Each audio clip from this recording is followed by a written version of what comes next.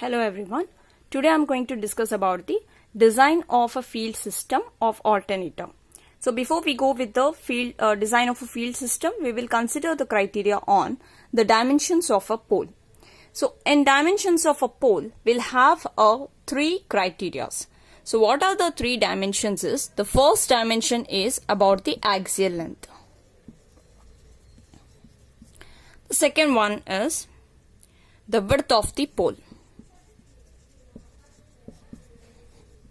And the third one is the height of the pole.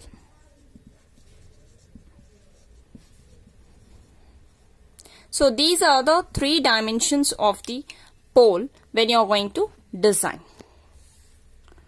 So here the axial length of the pole, it will be assumed around 1 to 1.5 centimeter less than that of the stator core.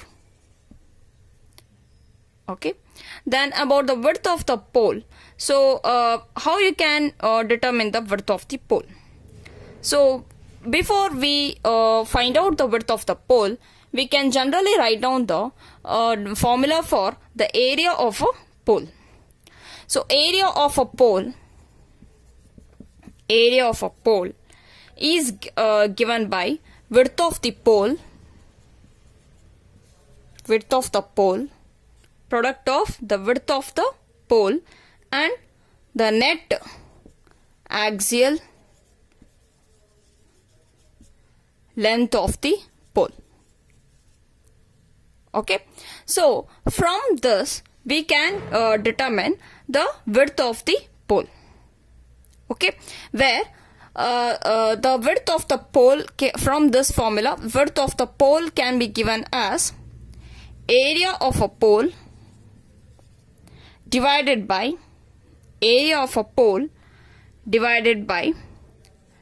net axial length of a pole.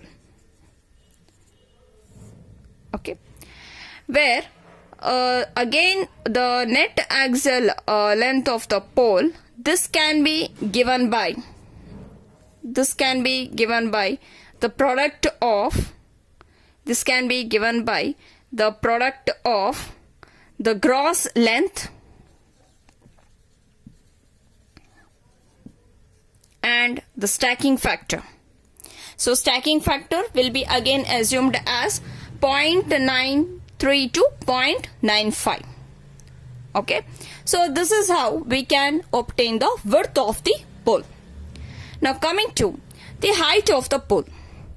So height of the pole, generally it will be given by, the height of the pole will be the sum of the HF plus height of the pole shoe plus height taken by insulation. Okay. So therefore height of the pole can be given by HF plus height of the pole shoe plus height taken by the insulation. Right? Okay. So here, where HF is the height of the field coil.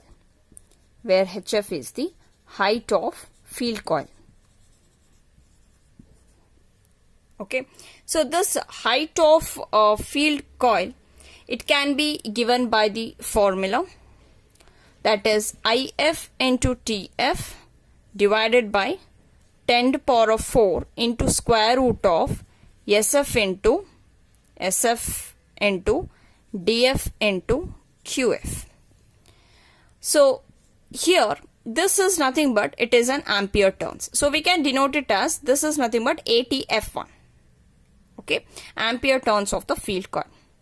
And here what is DF? DF is the depth of the field coil. And SF is nothing but it is a copper space factor.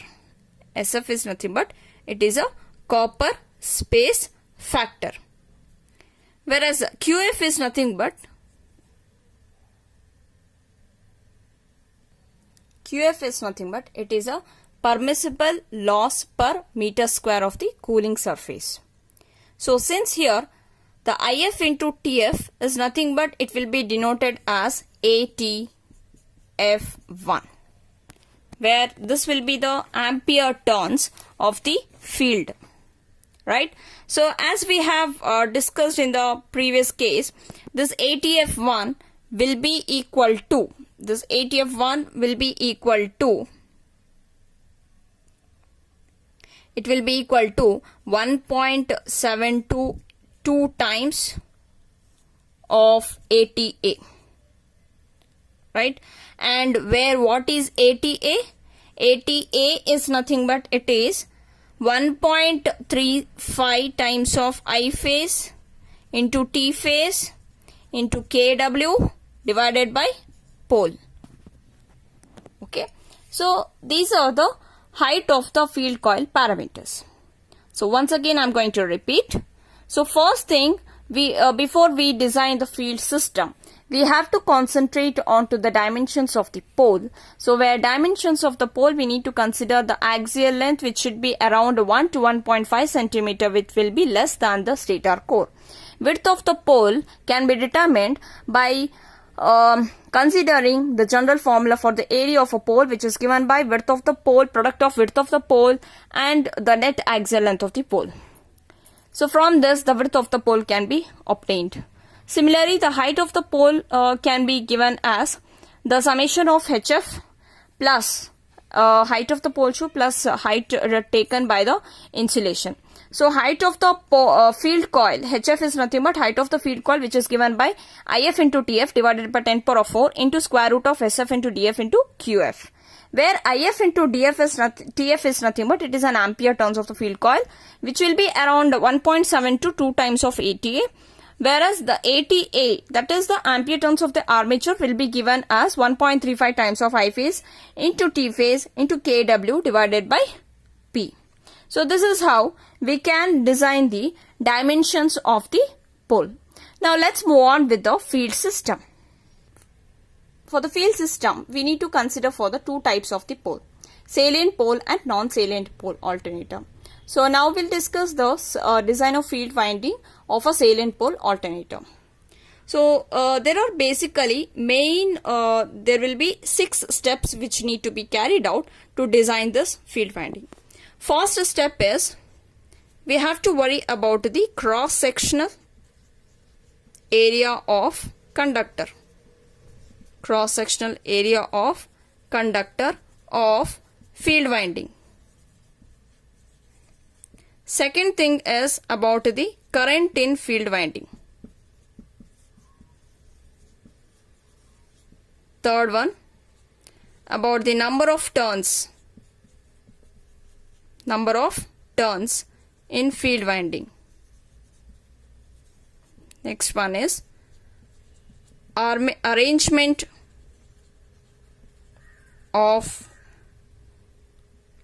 turns. Arrangement of turns. Next one is resistance of the field winding. And the last step is copper loss in the field winding. So these are basically the main steps which need to be carried out to design a field winding. Now let us discuss very in detail that about how you are going to fetch the information to obtain all these values. Okay, so the first step to obtain all these values, okay, the cross-sectional area, right, cross-sectional area, current, number of turns, arrangement of turns, resistance and copper loss. So to get all these parameters, we have to follow the following steps. So what is the basic steps? First step is generally the exciter voltage. The exciter voltage, it will be in the range of 110 volts to 440 volts. okay, which will be nothing but exciter voltage is nothing but it will be a relationship with the voltage across the field winding, that is nothing but 15 to 20% of the voltage will be kept as a drop across the field conductor. Okay, so that is a voltage exciter need to be maintained with this value. Second thing, hence once you get this voltage exciter, if you are going to maintain with this value, right, hence the voltage per coil, that is nothing but VC, which denotes as 0.8 to 0.85 times of exciter voltage.